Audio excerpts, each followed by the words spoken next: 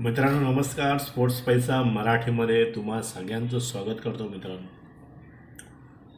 Sanju Samson quarter final match India versus West Indies. West इंडिजने 190चा डोंगर उभा केलेला. आजपर्यंतच्या इतिहासामध्ये 190 T20च्या युगामध्ये 190 चेस करणारा पहिला भारतीय ठरून गेलेला आहे. मित्रांनो आणि मैत्रिणींनो, संजू सॅमसनला T20 वर्ल्ड कप होण्यापूर्वी मी स्पोर्ट्स पैसा मराठीसुद्धा थोडंफार बोललो की नाही. संजू सॅमसनचं करिअर संपलं. त्यांनी जी मालिका अगोदर न्यूझीलंडबरोबर झालेली त्यामध्ये योग्य ती कामगिरी केली नव्हती. त्याला योग्य त्या संध्या मिळाल्या, पण त्यांनी प्रत्येक संधीचं सोनं केलं नाही. कारण त्याचे मागचे पुढचे ज्यांना संधी मिळत होते ते थोडंफार संधीचं सोनं करत होते. त्याच्यामुळे असं मलाही वाटलं, नाट्य स्पोर्ट पैसा मराठीला ह्यानेही वाटलं की त्याची कारकीर्द संपली. पण मित्रांनो, मी जसं म्हणतो, नशिबात असणं आणि नियतीच्या मनात असेल तर काही करू शकतं. नशिबात असणं भाग आहे. संजू सॅमसनने जी खेळली क्वार्टर फायनलमध्ये, ती एक मॅच मी हयात असेपर्यंत मॅच फिरवून जिंकणारी मॅच आपल्या हातातून गेले, पण वन मॅन शो करत मॅच जिंकून देणार प्रत्येक खेळाडू प्रयत्न करत असतो की आपल्यामुळे क्रिकेट टीम जिंकली पाहिजे. तर ही मॅच संजू सॅमसनच्या आयुष्यातली मॅच ठरली आणि ती कायम मी हयात असेपर्यंत. आणि मला असं वाटतं, जगामध्ये कुठेही क्रिकेट चाहता, क्रिकेट समीक्षक, क्रिकेट प्रेमी असेल तर त्याला ही गोष्ट सदैव लक्षात राहील. जसं एशिया कप 2020च्या फायनलमध्ये पाकिस्तान जिंकत होता, पण तिकडे कोण आला? तिलक वर्मा या गपागप.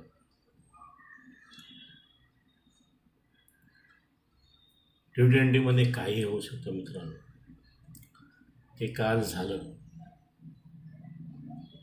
आता थोडीफार एक सांगायची गोष्ट म्हणजे श्रीलंका आणि पाकिस्तानमध्ये शेवटची ग्रुप 1मधली मॅच बाकी होती.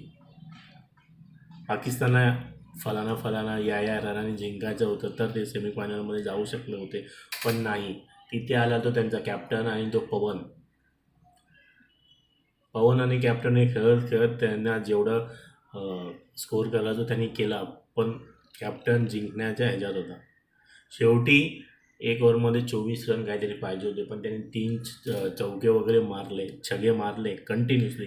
कोणी तो बी प्रीमियम बॉलर जो आहे ना, प्रीमियम बॉलर त्याला. पण काय म्हणतात, नियतीच्या ह्याच्यात नसतं, त्याच्या नशिबात नसतं, ते नाही झालं.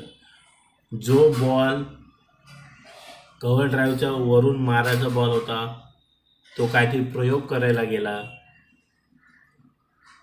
तिथे हुकला. आणि शेवटचा बॉलही प्रीमियम बॉलरने तिथेच टाकला. त्याला वाटलं अंपायर वाईट देईल, पण त्याने तो वाईट दिला नाही. हेच असतं नियती, आणि जर नशिबात असेल तर जिंकणं वगैरे होतंच. Back to Sanju Samson. ही मॅच त्याच्या आयुष्यातली एक महत्त्वाची मॅच ठरली आणि त्याच्या आयुष्यात ती आली तर खूप बरं वाटलं. पण याचा फायदा आता वानखेडेवर होईल का?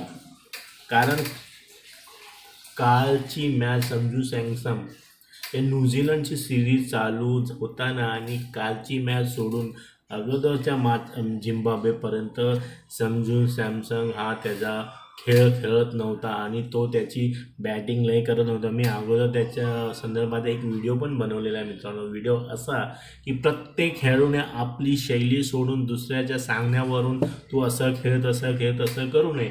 प्रत्येकाची शैली वेगळी असते. धोनीची खेळण्याची शैली वेगळी होती, गावस्कर सरांची खेळण्याची शैली वेगळी होती, वीरेंद्र सेहवाग याची खेळण्याची शैली वेगळी होती. त्यांनी असं का केलं मला माहीत नाही. त्याची कालची मॅच एक नशीब असतं तशी मॅच असावी म्हणून तो चांगल्या प्रकारे खेळला, चुकीचा शॉट लागला नाही. हीच खेळ तो कंटिन्यू 2 मॅचेसमध्ये करेल का? कंटिन्यू म्हणजे सेमीफायनल आणि फायनल.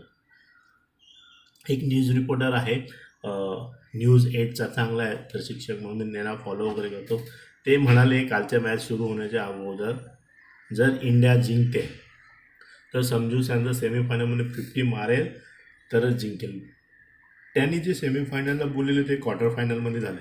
त्यांची भविष्यवाणी थोडीफार सत्य झाली, पण क्वार्टरला सेमीफायनलला तसं होईल का? आणि एक लॉजिक आहे मित्रांनो, अगोदर 11पासून 7पासून असं म्हणतात. लॉजिक वगैरे काही नसतं मित्रांनो, नशिबाचं भाग असतं. लॉजिक असं की साऊथचा खेळाडू टीममध्ये असतो तर तो ICC टुर्नामेंट इंडिया जिंकते असं.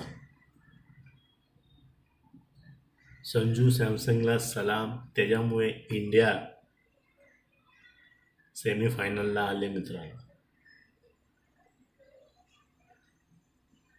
सलाम आणि शुभेच्छा संजू सॅमसनला. तोपर्यंत जय महाराष्ट्र मित्रांनो. स्पोर्ट्स पैसा मराठीला सबस्क्राईब नक्की करा. तोपर्यंत जय महाराष्ट्र.